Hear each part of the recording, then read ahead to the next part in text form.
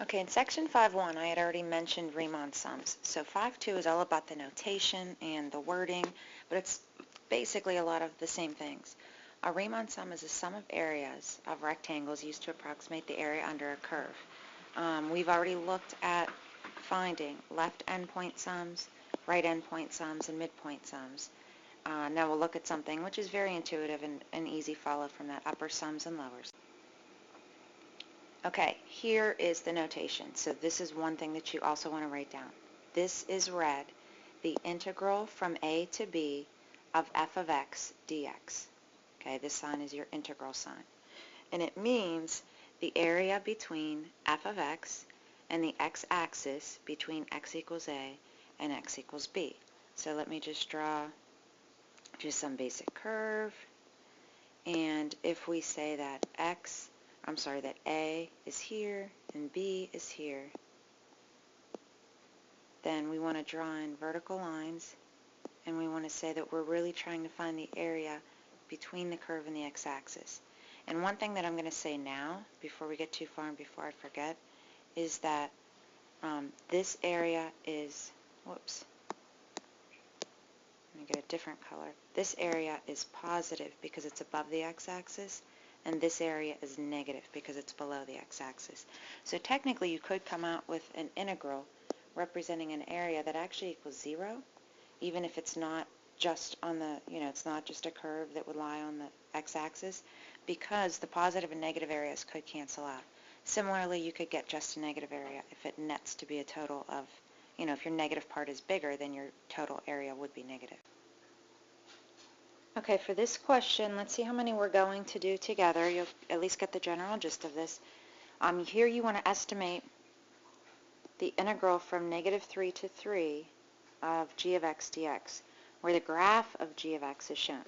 So we're going to use 6 subintervals using, for A, we'll do right endpoints, for B, left endpoints, and for C, midpoints. Okay, so let's do A, right endpoints. First we want to separate this. Let's see, what value is this? This is 1, 2, here's the 1 by the way. So 1, 2, 3 goes to here. -1, -2, -3. So it looks like -3 to 3 is also the domain of the function. So we're going to find the area between this curve and the x-axis from -3 to 3. So let me pick a very light color and kind of shade in what we're looking for. We're looking for this. Now recall that the area on top of the x-axis is positive and below the x-axis is negative. Alright, so in red, I'm going to draw in right endpoints. So my first rectangle, since we're using 6 subintervals from, let's see how wide they're supposed to be. You probably already know how wide they're supposed to be, but I can always do b minus a over n, which is going to give me 6 over 6, which is going to give me 1. So each rectangle is going to be 1 unit wide. So for the right endpoints, this first rectangle's right endpoint is here. The next rectangle's right endpoint, now you need to be really careful. For this right endpoint, we need to go down to the curve instead of up to the curve. So my rectangle is going to lie below the x-axis here. Same thing for the next right endpoint, I'm going to be down here. For the next right endpoint, I'm going to be here. For the next right endpoint, I'm going to be here. And for the last right endpoint, up at the top. Okay, so let's see. Each base is 1. So instead of writing base times height plus base times height plus base times height all the way across, I'm just going to factor out the base and just add up the heights. So this is 1, so let's start to estimate. That means this is 2, this is 1.5. So let's say that is about 1.2 for my first height. My second height is down here. So if this is -1, then this is about -0.5. So plus -0.5, or I'm just going to say minus. This is down at -1.5. So is the next one at -1.5. The next one is at negative a half. And the last one, let's see, is at about 2, this is 2.5, so let's say 2.25? Let's just take it up to 2.3. I don't know why I did that. So plus, because it's a positive, 2.3. Okay, I'm going to pause and get my... So for my right endpoint sum, I'm getting a negative 0.5. Okay, so let me do B and C in different colors, and here I'm going to pause a lot more and leave a lot more of this up to you. Now again, the rectangles, because we're always using 6 subintervals, all of my bases are always going to be 1. Now for left endpoints though, there's my first left endpoint. Here's my next left endpoint. And so on. You try to finish them in your drawing. I'll come back with mine all done. Okay, now one thing you should observe is that now all of my left endpoints, other than this one, I used them all, other than this one, you couldn't see where I was. I used them all the last time. So this first one is 2, and then the next one, which is my second left endpoint, was actually my first right endpoint for the last one.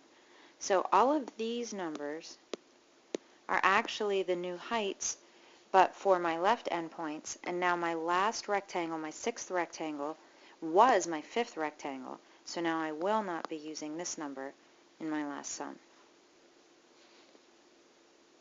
Also, the nice thing on the calculator was all I had to do was hit second enter and replace the 2.3 with just a 2, which, as you would imagine, would just decrease this estimate by 0.3. And the last one, I am going to draw these in green. Why don't you see if you can draw it without me? Now here, none of these endpoints are going to be the same because we're taking them all from the middle. Even if you want ahead of time, maybe get the midpoints, kind of put them as dots. And again, this is midway between each one of these rectangles. Get all your midpoints maybe plotted first, and then go through and see if you could draw your rectangle. Okay, hopefully your rectangles came out okay. Notice that this rectangle right here, when you plotted that midpoint, I guess I should use my pointer instead. When you plotted this midpoint and tried to draw the rectangle from here to the x-axis, you weren't working your way down, nor were you working your way up. It was right on the x-axis, so you just kind of draw a line to represent where that rectangle would have been. But that rectangle's height is 0, so there is no rectangle to find the area for that one.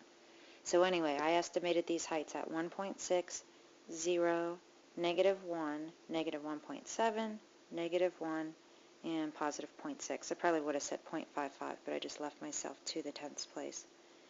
And now I already did this on my calculator and got negative 1.5. Okay, now let's find one from a table of values. Now the other thing is, this isn't asking for a left endpoint sum or a right endpoint sum. It's asking for a lower sum and it's asking for an upper sum. So what we have to do, and it's also not telling us how many rectangles. So between 0 and 25, we have to figure out how many rectangles this lends itself to. Well, this would be like your rectangle from 0 to 5, from 5 to 10, 10 to 15, 15 to 20, 20 to 25. So this is 1 rectangle, 2 rectangles, 3, 4, and 5. So we have 5 rectangles, and for each rectangle we want to be able to give the base and the height. Okay, now the base for each one of these, you could tell all of these again are 5 apart, right? So the length of each base is going to be 5. We're going to factor that out. And as far as a height, which one do we want, the left or the right? Well, that depends here for the lower on which one's the lower one. So we want to pick the lower. Plus, here's the left and the right. Which one's the lower? Plus the left and the right.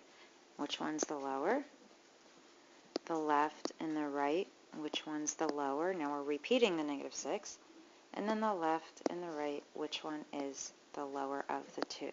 Whoops, that's positive 15. Okay, now you want to figure out what that is, and that's your answer.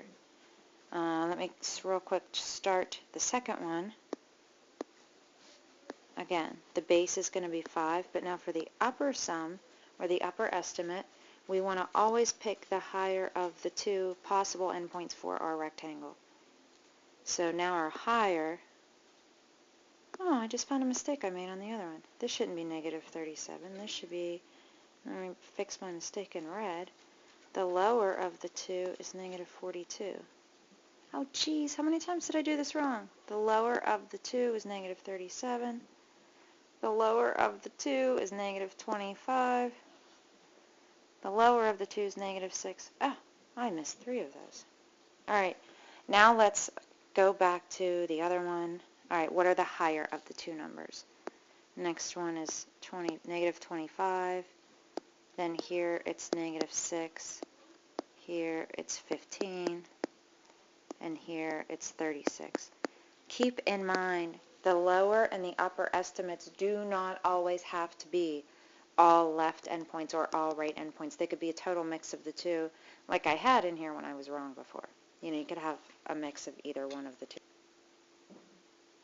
Okay, so my lower estimate is much lower than my upper estimate.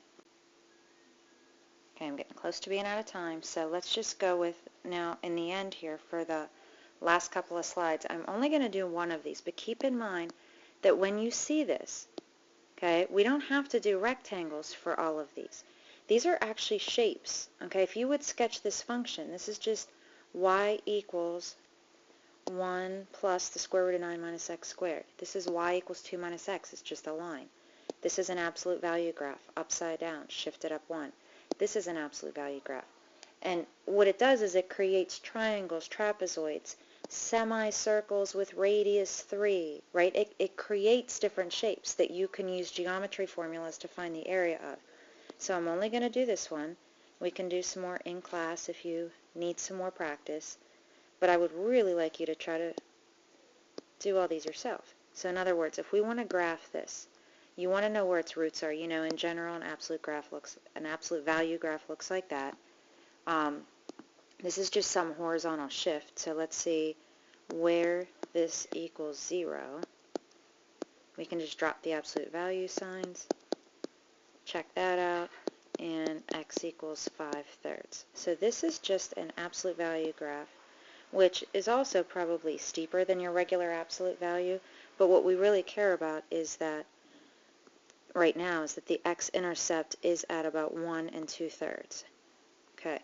I'm also going to make sure I know the point where this goes up to at both 0 and at 3. So I don't know if I already said this because I just got interrupted, but I want to know where this goes up to here and where it goes up to at 3 because I'm finding the integral from 0 to 3. So if I plug 3 into here, I get 9 minus 5, which is 4. Absolute value of 4 is 4.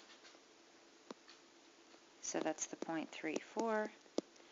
And if I plug 0 in, I get 0 minus 5, which is negative 5. Absolute value of that is 5. Okay, so what am I really finding? I am finding the area of two triangles. Okay, so I'm going to do 1/2 times base. What was this? 5/3.